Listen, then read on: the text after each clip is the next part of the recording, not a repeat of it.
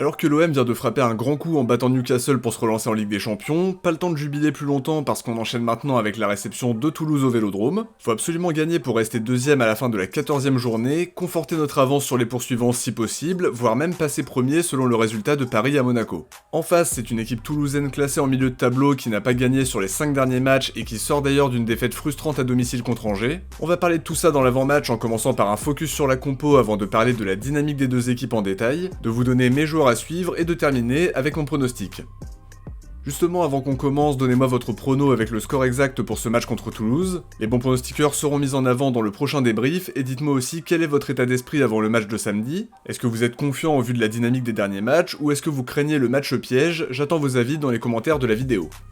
On commence sans plus attendre en faisant d'abord un focus sur la compo de Roberto De Zerbi, qui sera quand même un petit peu différente de celle qui a débuté il y a 3 jours contre Newcastle à mon sens. Apparemment on ne va récupérer qu'un seul blessé et pas des moindres puisque Nayef Aguerd sera visiblement de retour dans le groupe. Je suis pas sûr qu'il sera titulaire, mais De Zerbi pourrait très bien lui donner une trentaine de minutes pour qu'il reprenne le rythme tout en limitant le risque de rechute pour qu'on puisse l'aligner contre Lille et l'Union Saint-Gilloise.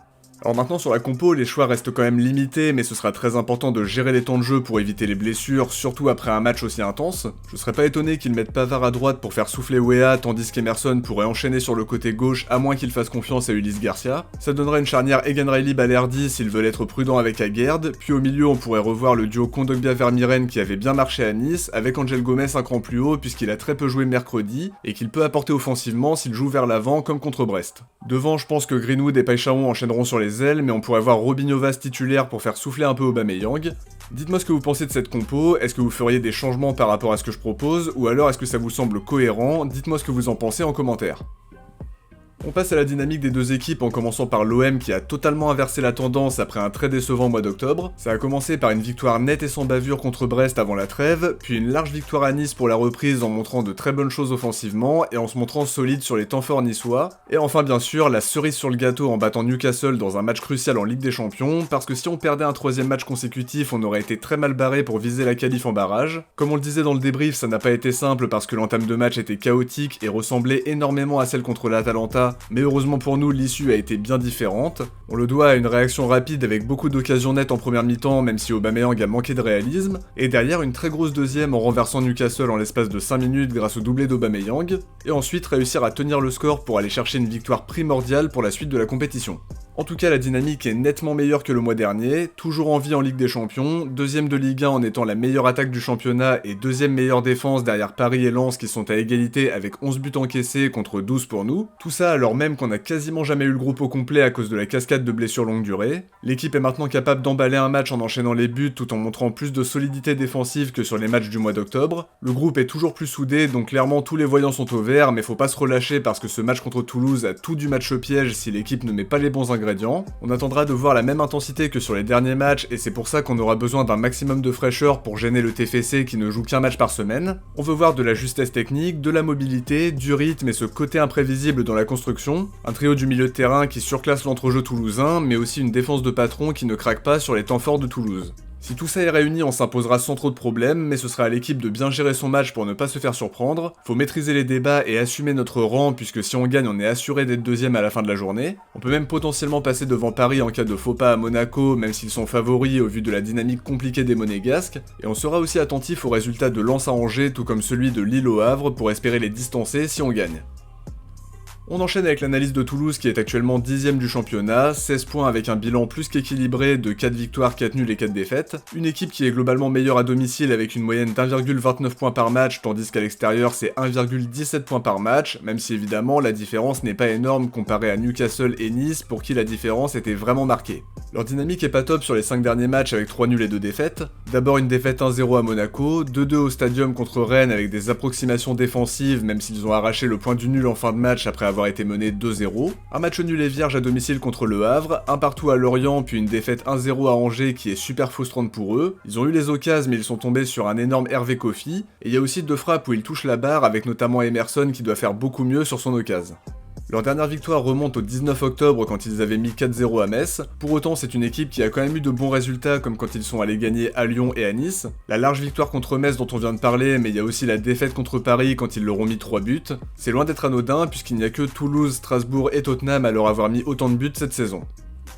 En tout cas, ils auront à cœur de relancer la dynamique en essayant de ramener quelque chose du Vélodrome même s'ils ne sont pas favoris. Ils essaieront sans doute d'être le plus solide possible derrière, mais ça reste une équipe qui tentera de profiter un maximum des opportunités qu'ils auront. Ils peuvent apporter le danger sur les côtés avec les montées de Metalli, ils peuvent être dangereux sur coup de pied arrêté, sur les touches longues de McKenzie, les qualités d'Emerson et de Cresswell dans le domaine aérien et sur les phases de transition aussi, même s'ils sont loin d'être imperméables défensivement avec des approximations par moment. Des difficultés à gérer la profondeur et les attaques rapides. On peut aussi les inquiéter en trouvant nos attaquants dans la surface et en leur mettant beaucoup de pression devant leur cage.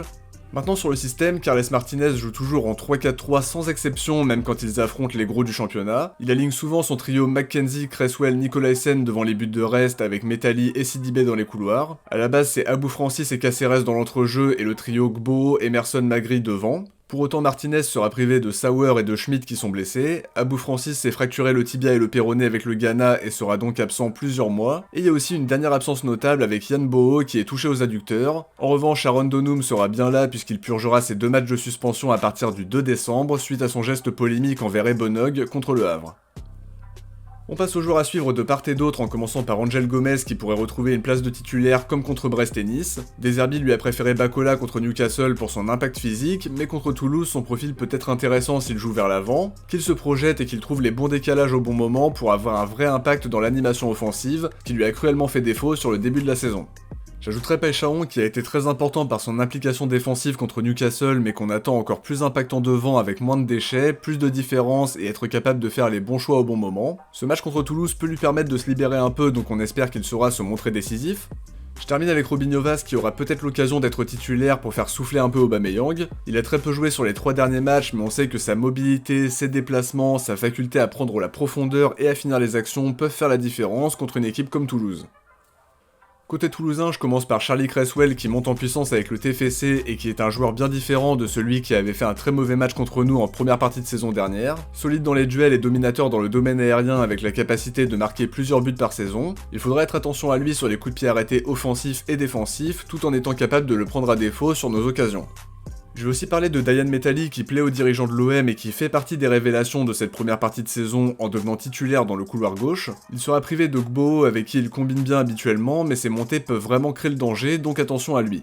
On termine avec Emerson qui est arrivé cet été et qui prend doucement ses marques dans le collectif toulousain. Lui aussi sait apporter le danger dans le domaine aérien grâce à son mètre 93 et sur ses déplacements offensifs. Il attend de marquer à nouveau avec impatience parce que son dernier but remonte quand même au 5 octobre contre Lyon. Il a raté une grosse occasion contre Angers sur l'une des rares séquences où Kofi était battu. Un attaquant en manque de confiance et on espère qu'il ne se réveillera pas demain.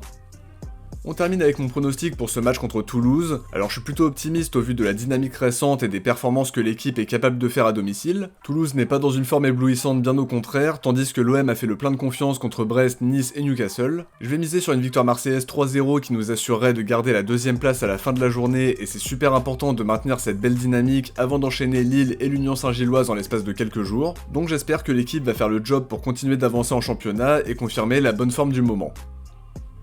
De mon côté, j'arrive à la fin de cet avant-match, j'espère que ça vous a plu et si c'est le cas, n'oubliez pas de laisser un like pour le soutien et pour le référencement, un grand merci à tous, de booster la vidéo si vous regardez sur téléphone, de vous abonner avec la cloche des notifs si c'est pas déjà fait, et d'écrire championnat dans les commentaires si vous avez regardé la vidéo jusqu'au bout. Je vous dis à très vite pour l'analyse du match en espérant les 3 points et une 4ème victoire consécutive. Ciao, portez-vous bien, bon match à tous et surtout allez l'OM.